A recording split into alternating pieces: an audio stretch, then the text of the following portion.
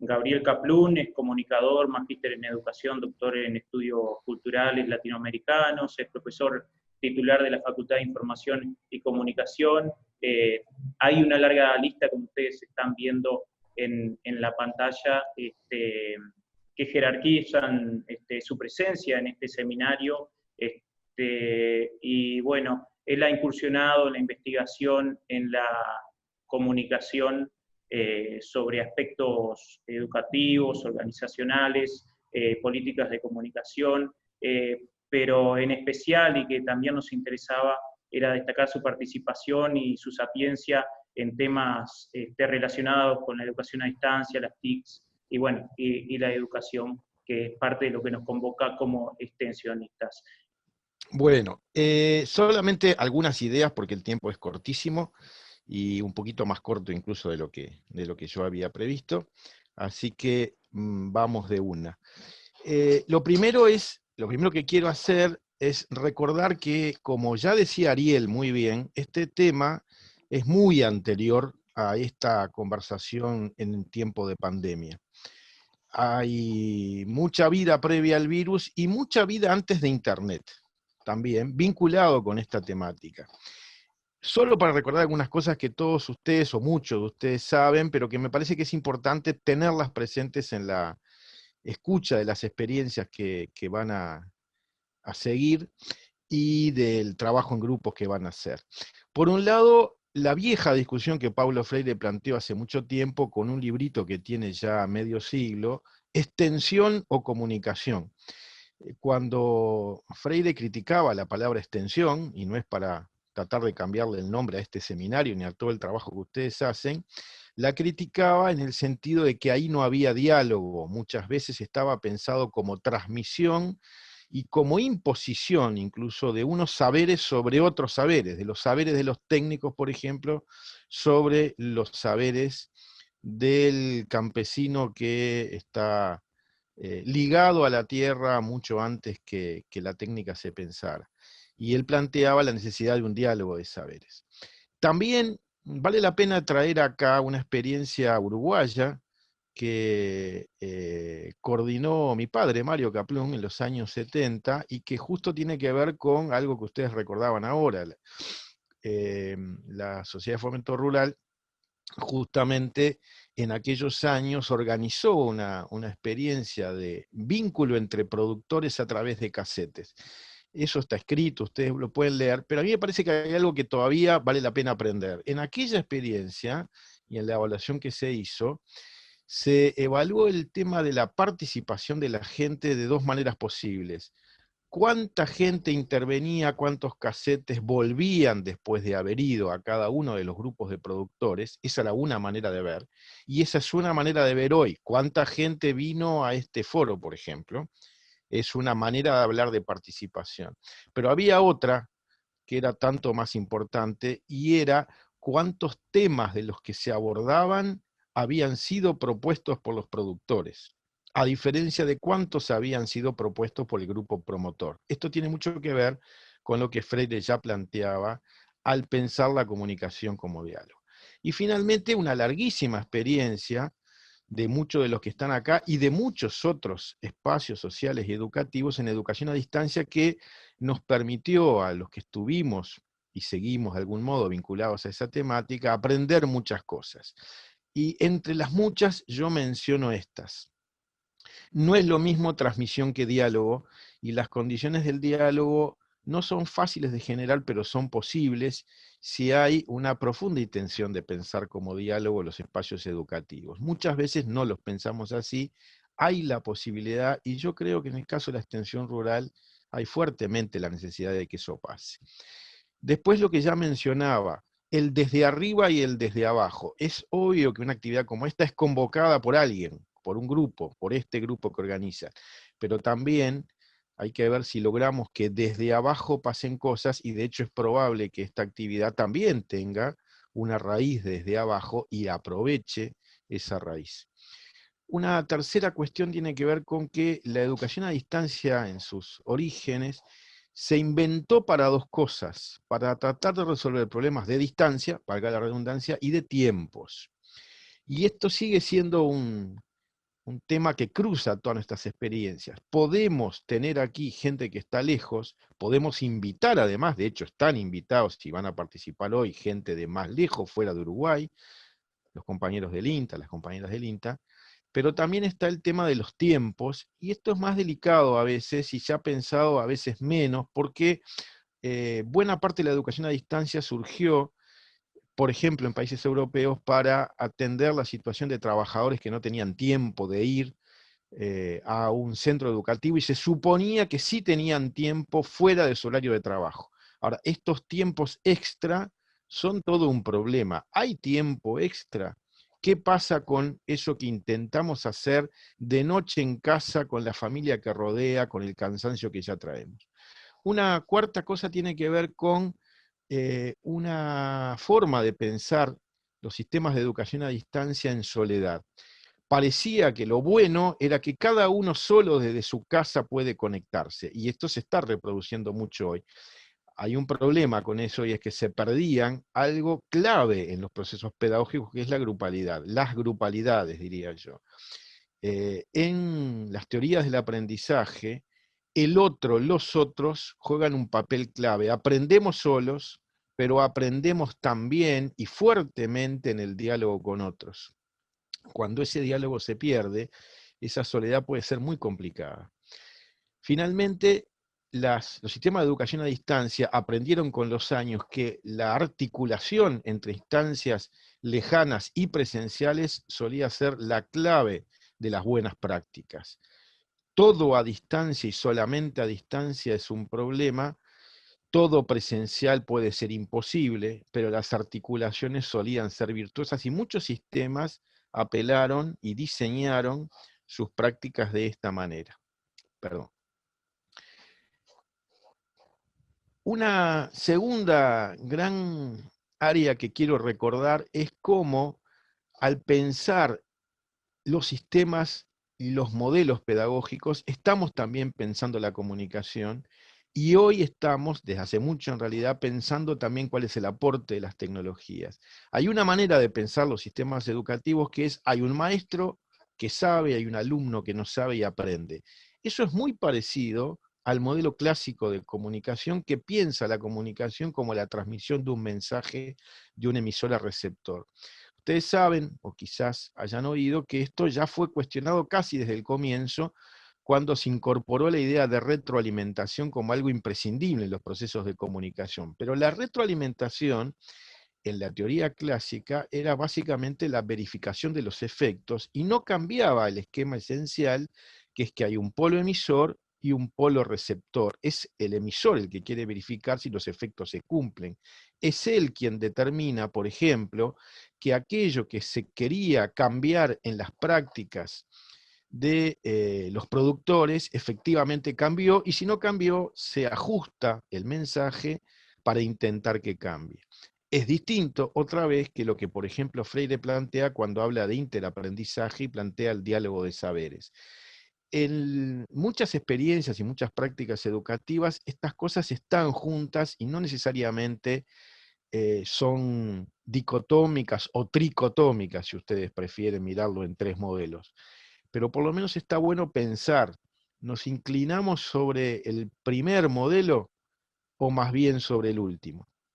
En ese sentido, hubo mucha expectativa con que las nuevas tecnologías podían generar nuevos modelos pedagógicos, y a esta altura sabemos desde antes de la pandemia, y yo creo que hoy todavía un poquito más, que eso no es así, que las nuevas tecnologías pueden reforzar o incluso retrotraernos, eso es más terrible, a las viejas pedagogías, a las pedagogías exclusivamente transmisivas, donde no hay diálogo. Esto es posible y es muy frecuente muchas veces. Incluso a veces lo sentimos así, lo notamos así, por ejemplo, cuando hemos tenido que ir hacia evaluaciones en la universidad, por ejemplo, que recuperan prácticas pedagógicas que no nos gustaban tanto. Por ejemplo, tener que apelar a el sistema de múltiple opción como casi la única forma de evaluación en muchos casos. ¿Eso es nueva pedagogía? No, eso es muy viejo, eso está muy ligado, por ejemplo, a los segundos modelos de verificación de efectos y retroalimentación. ¿Hay formas de renovar eso? Sí las hay, pero dan mucho trabajo, hay que pensarlas muy bien y no dejarnos arrastrar a veces desde lo tecnológico hacia una pedagogía que no solo no avanza, sino que más bien retrocede hacia modelos no dialógicos. Un tercer elemento que quiero poner aquí sobre la mesa, les anuncio que son 5, porque Guaymirán ya me va a parar Sí, seguramente, exactamente. me va a decir que me quedan 5 minutos y quiero hablar de esto y un par de cosas más, ojalá. Recordar que hay una ecología comunicacional compleja. El espacio público, en sentido amplio, aquel donde, por ejemplo, además de vernos, podemos compartir un mate, un asado y un abrazo, es clave en toda nuestra vida y sigue siéndolo, aunque ya vamos a ver cómo lo intentamos recuperar a través de tecnologías como esta. El espacio mediático, el de los medios tradicionales, la radio y la televisión, no desaparecieron, por el contrario, y en lo rural ni que hablar.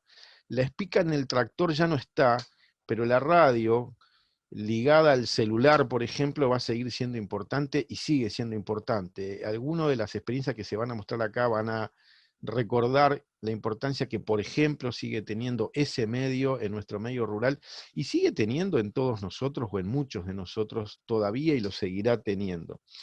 Tiene el medio tradicional, además, algunas ventajas con el vivo, que ahora estamos intentando con esto, pero que no es comparable.